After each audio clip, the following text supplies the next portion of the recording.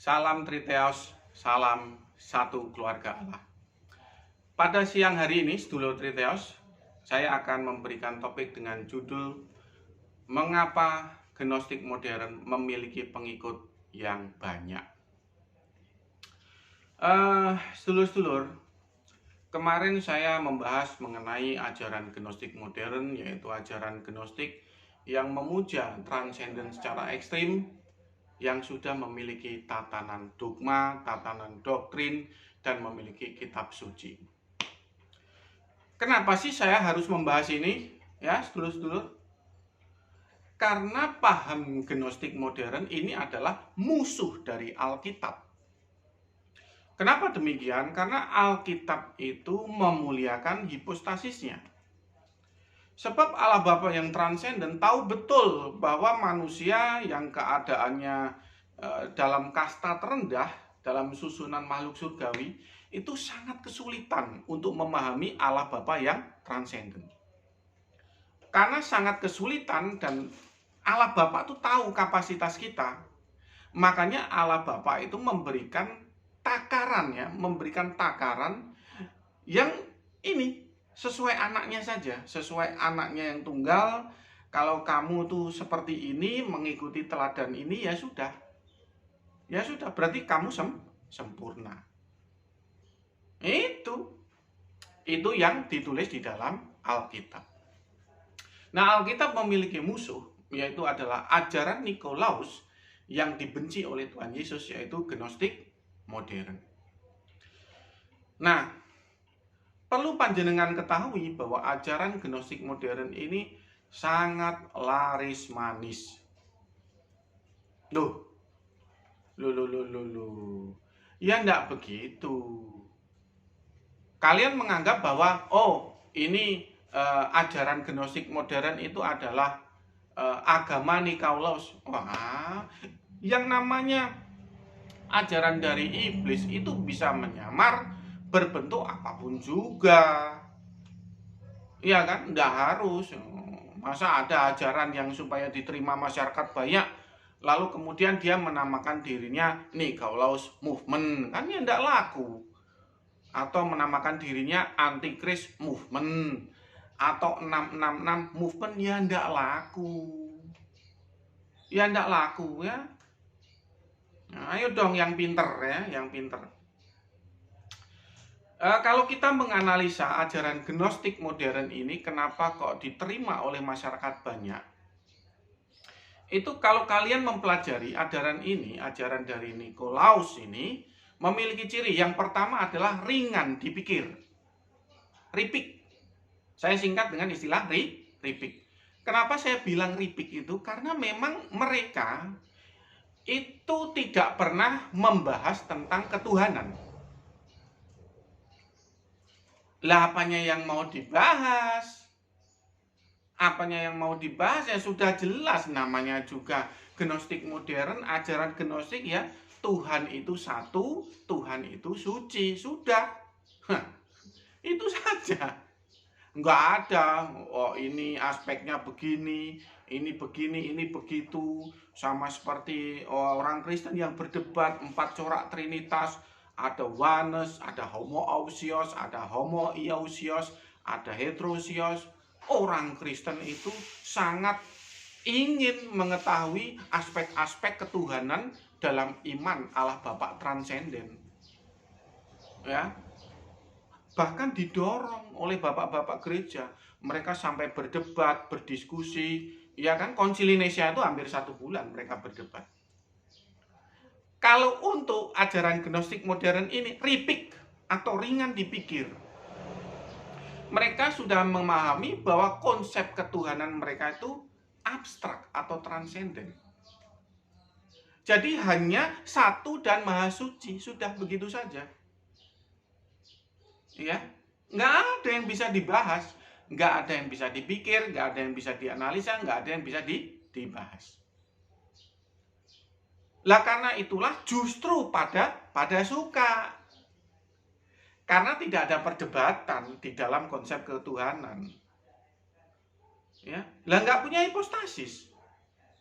Ya, lah gimana toh? ajaran Gnostik itu menista hipostasis. Ya tidak mungkin punya hipostasis. Gimana sih? Ya kan? Kemarin saya sudah jelaskan bahwa ajaran Gnostik itu menista hipostasis dari Sang Transenden. Ya karena dia menista ajaran Alkitab. Ya kan? Ajaran Alkitab kan memuliakan hipostasis. Ajaran Gnostik itu menista hipostasis. Karena menista hipostasis tentu saja dia tidak memiliki hipostasis. Jadi konsep ketuhanannya itu hanya satu yang maha suci.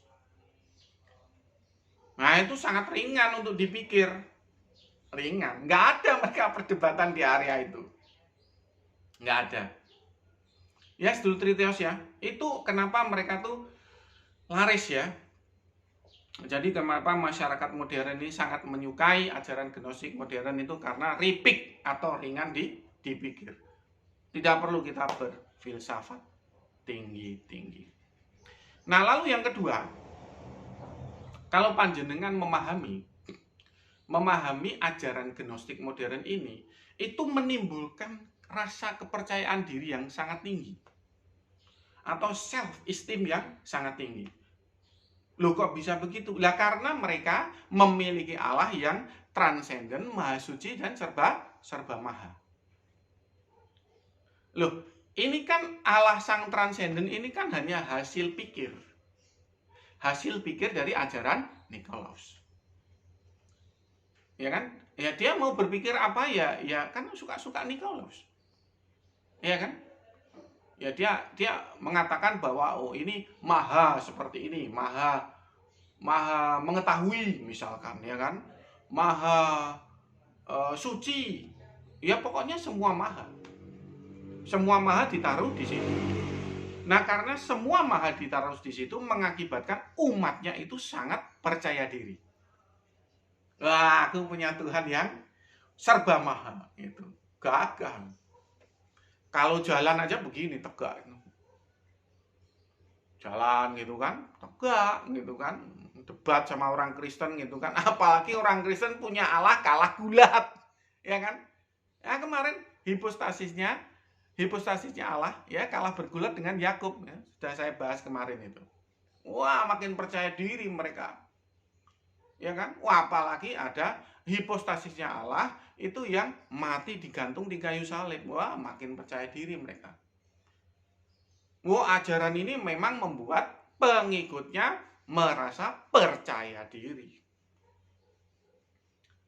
Percaya diri. Loh kan Allahnya serba maha. Oh, gimana nggak percaya diri? Ya kan? Oh, kalau debat itu wes percaya diri gitu. Wah, Tuhan kok butuh timba. Oh, kayak gitu. Ya kan? Wah, wes pokoknya mantep lah. Paling mantep. Makanya ini alasan yang kedua. Ajaran paham Gnostik modern itu laku laris. Nah, sedulur-sedulur, kita tahu persis bahwa ajaran Gnostik modern itu hanya merupakan buah pemikiran manusia. Ya, sehingga ini tuh tidak memiliki ujikir moral. Ujikir moral itu apa ya? Ujikir moral itu apa ya? Semacam kita tuh bisa membandingkan apple to apple. Apple to apple, teladannya begini, maka kita harus begini.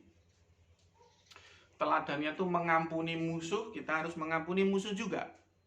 Mereka nggak punya. Kir moral nggak punya. Lalu apa akibatnya kalau kir moral itu nggak punya?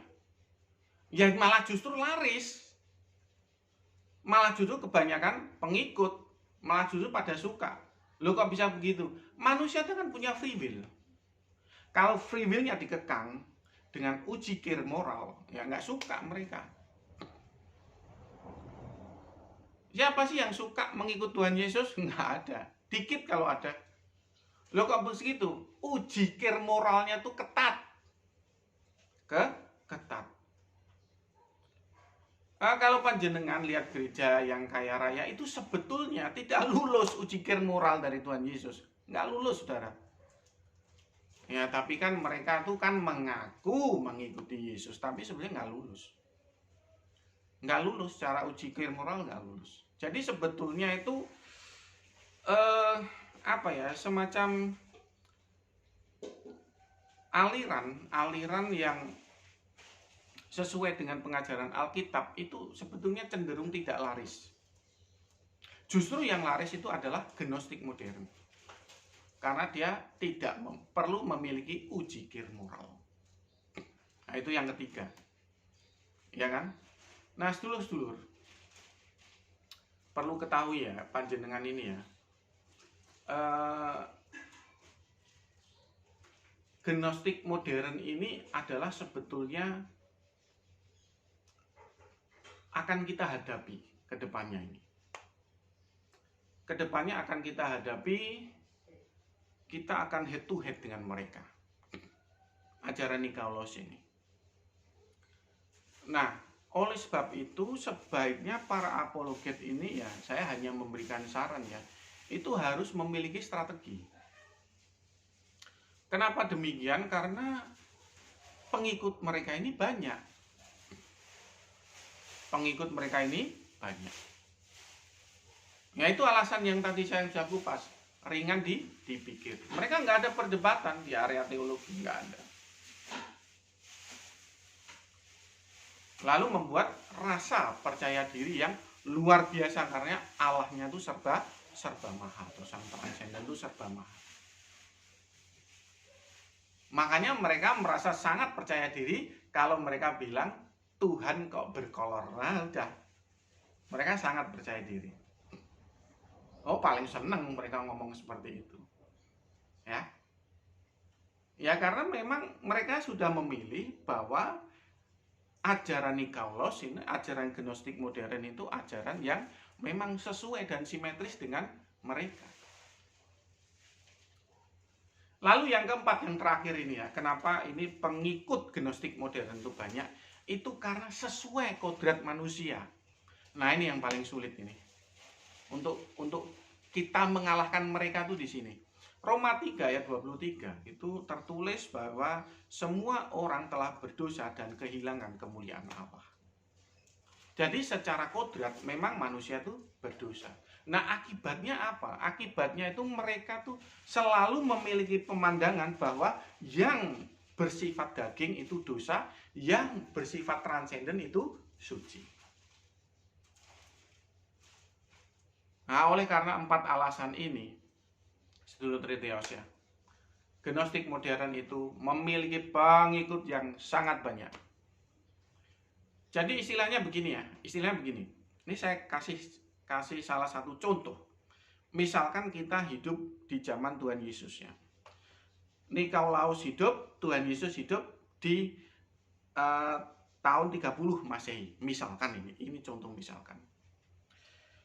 Tuhan Yesus dengan susah payah dia menginjili orang, lalu membangkitkan orang mati, lalu mendoakan mereka, menyembuhkan mereka. Lalu Nikolaus itu ada di kawasan penduduk itu, misalkan sama-sama anggap aja di kota Nazaret lah begitu. Lalu Nikolaus tuh hanya tinggal bilang begini aja, gampang dia. Allah itu maha suci. Tidak mungkin Tuhan itu bisa berak. Jadi Tuhan Yesus itu susah-susah, bekerja, berkarya, hanya dibantah oleh Nikolaus yang berkata, omong doang dia, Nikolaus itu omong doang. Ya, nggak mungkin Tuhan itu bisa berak, nggak mungkin itu. Nggak mungkin Tuhan itu butuh tidur. Udah ngomong doang itu dia. Ya, misalkan penduduk desa di Nazaret itu ada kurang lebih, anggap sajalah 10.000 kepala keluarga. Itu kira-kira yang percaya Tuhan Yesus itu paling hanya 20 orang. Di antara 10.000 itu paling yang percaya hanya 20 orang. Oh, padahal Tuhan Yesus itu berkeringat, berusaha, berkarya. Nikolaus hanya cuman omong doang alias bacot doang. Tapi pengikutnya hampir 100%.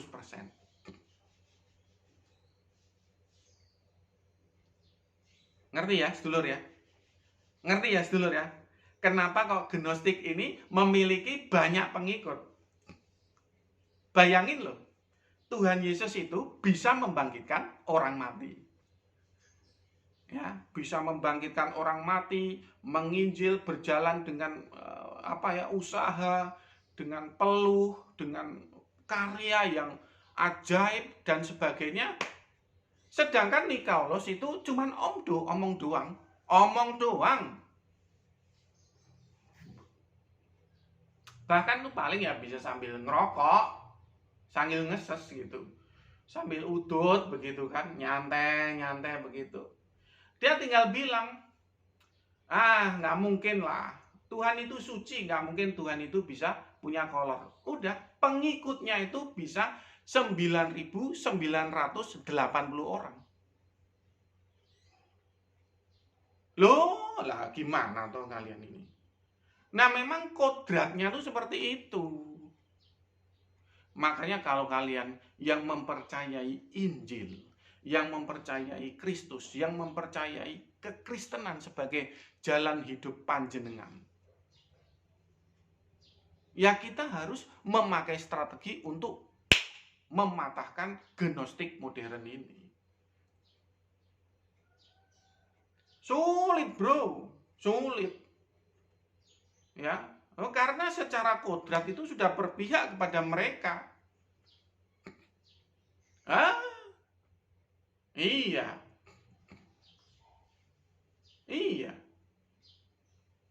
Nah, coba itu kalau diterapkan di panjenengan itu bagaimana?